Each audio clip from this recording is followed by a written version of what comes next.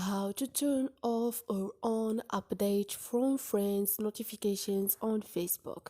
Hi guys, in this video I will show you how to turn off or on update from friends notifications on Facebook. It's so easy and quick, so let's start. First thing, go to your Facebook. And now go to this page by clicking on those three lines up there and click on the setting icon beside the search icon. And now scroll down until you find notifications and click on update from friends.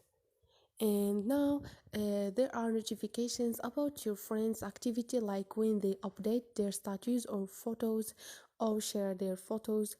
For example, some of your friends update her status. Turn on this option notifications by click on allow notifications on Facebook and turn off or on this option. So this is it guys, hope this video was helpful to you, and if you liked the video don't forget to subscribe and like.